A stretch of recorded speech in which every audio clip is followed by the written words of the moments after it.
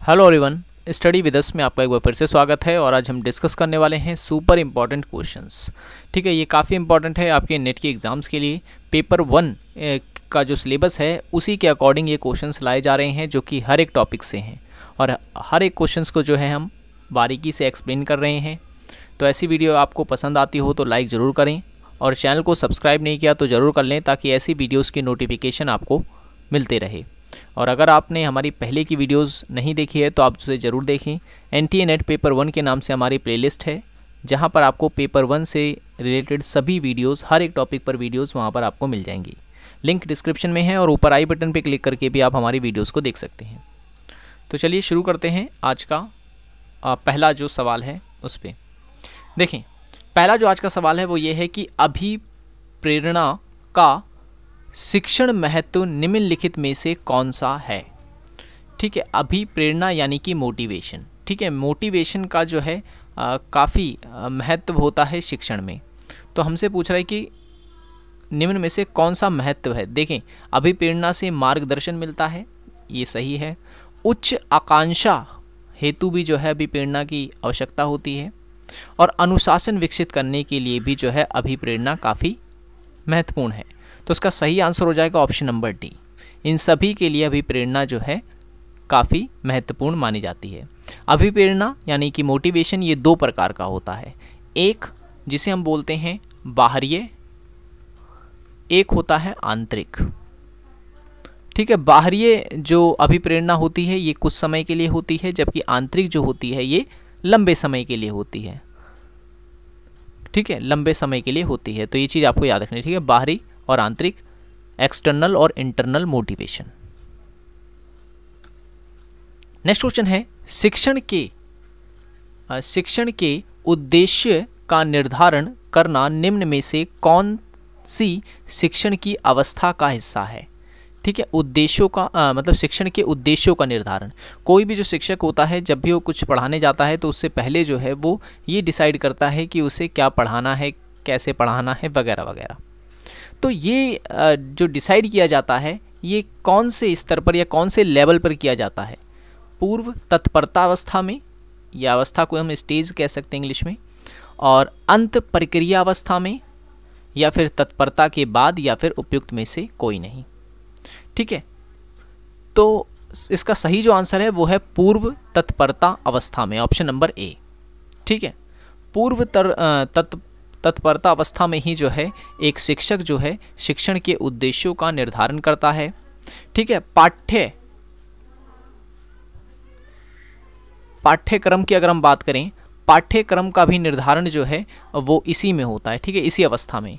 और साथ ही साथ जो शिक्षण की विधियां होती हैं कि एक शिक्षक जो है किस विधि का इस्तेमाल करेगा शिक्षण के लिए, उसके बारे में भी जो है इसी में ही चर्चा की जाती है। ठीक है, तो पाठ्यक्रम और शिक्षण विधियां जो हैं वो इसी अवस्था में आती हैं। जबकि अगर मैं बात करूं अंत प्रक्रिया अवस्था, तो अंत प्रक्रिया अवस्था में जो है विद्यार्थियों की समस्या का निदान किया जाता है। ठीक है, विद्यार्थियों की समस्या जो होती है, समस्या का निदान किया जाता है। और अगर मैं बात करूं तत्परता के बाद की, तो तत्परता के बाद जो होता है वो होता है मूल्यांकन। ठीक है, मूल्यांकन जो होता है वो तत्परता के बाद होता है। तो याद रखना है आपको ये तीनों अवस्थाएं। तो तीन अवस्थाओं के बारे में एक एक बिंदु जो है मैंने आपको बता दी हैं, ताकि आप इसे अच्छे से समझ सकें। तो सही आंसर ऑप्शन नंबर ए है इसका। नेक्स्ट क्वेश्चन है, निम्नलिखित में से कौन सी शिक्षण की विशेषता नहीं है। ठीक है, शिक्षण की विशेषता नहीं है, तो ये प्रगतिशीलता है। ठीक है, इसका सही जो आंसर है वो है ऑप्शन नंबर डी। प्रगतिशीलता, निर्देशात्मक, निदानात्मक, ये तीनों की तीनों जो है शिक्षण की विशेषता हैं। जबकि तकनीक जो है इसका संबंध शिक्षण से हालांकि है, लेकिन इस क्वेश्चन के अनुसार इसका आंसर डी होगा। ठीक है, नेक्स्ट क्वेश्चन है, शासन के आधार पर शिक्षण को वर्गीकृत किया गया है, निम्न में से कौन सा शिक्षण इसमें शामिल है। मैं क्वेश्चन एक बार फिर से पढ़ देता हूं कि शासन के आधार पर शिक्षण को वर्गीकृत किया गया है, निम्न में से कौन सा शिक्षण इसमें शामिल है।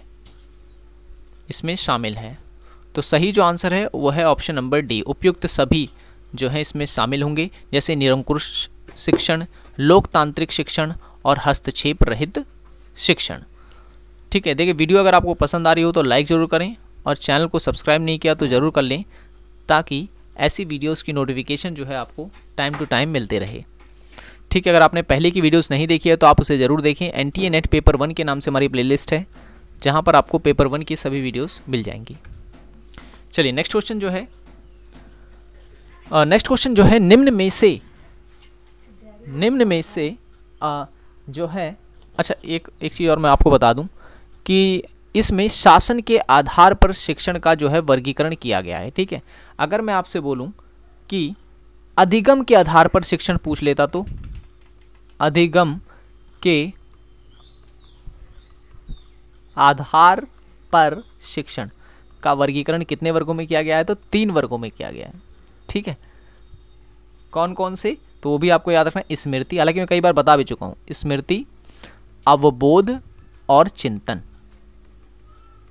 ठीक है, और चिंतन, तो ये भी जो है आपको याद रखनी है। नेक्स्ट क्वेश्चन है निम्न में से कौन एक मानसिक क्रिया है? ठीक है, कौन एक मानसिक क्रिया है? तो इस क्वेश्चन का जो सही आंसर है वो है ऑप्शन नंबर बी।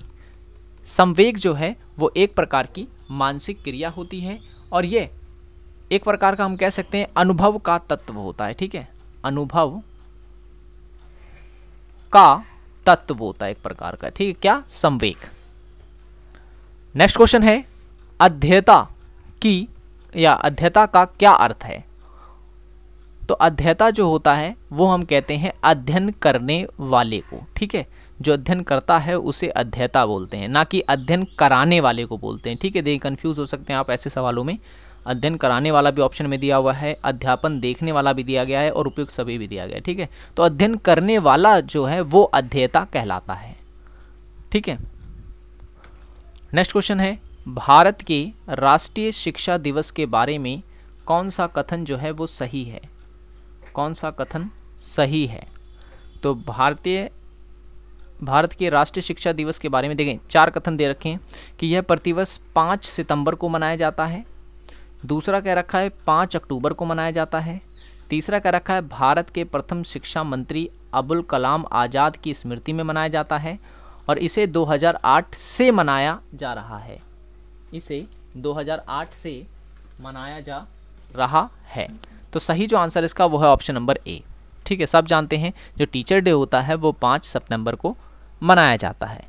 लेकिन अगर आपसे पूछ लेता कि विश्व शिक्षक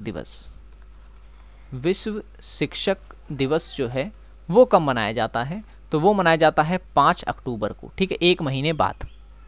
ठीक है, और विश्व छात्र दिवस अगर आपसे पूछ लेता छात्र दिवस, तो ये मनाया जाता है 15 अक्टूबर को। और अगर आपसे पूछ लेता राष्ट्रीय शिक्षा दिवस, तो ये मनाया जाता है 11 नवंबर को। ठीक है, 11 नवंबर को। तो ये चीज़ आपको याद रखनी है। इस टाइप के क्वेश्चंस भी जो है एग्जाम में पूछे जाते हैं बार बार। नेक्स्ट क्वेश्चन है निम्न में से कौन सा भारत में भूतापीय ऊर्जा संबंधी क्षेत्र नहीं है? ऊर्जा संबंधी क्षेत्र नहीं है। तो देखिए योगा घाटी है, सूरज कुंड है, अनहोनी है, जबकि कांगगिरा नहीं है। तो ऑप्शन नंबर डी इसका करेक्ट आंसर हो जाएगा। योगा घाटी कहाँ है? तो याद रखना है आपको, यह है जम्मू एंड कश्मीर में। ठीक है, जम्मू एंड कश्मीर में। सूरज कुंड कहाँ पर है? तो सूरज कुंड है हजारीबाग में। और अनहोनी कहाँ है? तो एमपी मध्य प्रदेश में है। और कांगगिरा जो कि इसमें शामिल नहीं है। नेक्स्ट क्वेश्चन है भारतीय वन सर्वेक्षण संस्थान कहाँ स्थित है? तो भारतीय वन सर्वेक्षण संस्थान जो है ये स्थित है देहरादून में। ठीक है, ऑप्शन नंबर 20 का करेक्ट आंसर है देहरादून। ठीक है, अगर यहाँ पर वन की जगह पर वनस्पति लिखा होता तो, ठीक है, वनस्पति अगर दे दिया होता कि भारतीय वनस्पति अनुसंधान संस्थान कहाँ पर स्थित है, तो वनस्पति अनुसंधान जो है वो स्थित है कोलकाता में। ठीक है, कोलकाता में स्थित है। ठीक है, तो आज की वीडियो में इतना ही। आई होप ये वीडियो आपको पसंद आया होगा। वीडियो पसंद आया हो तो लाइक ज़रूर करें। ठीक है, पहले की वीडियोस नहीं देखी तो लिंक डिस्क्रिप्शन में है और ऊपर आई बटन पे क्लिक करके भी आप हमारी पहले की वीडियोस को देख सकते हैं। सो मिलेंगे अब नेक्स्ट वीडियो में। Thanks for watching this video.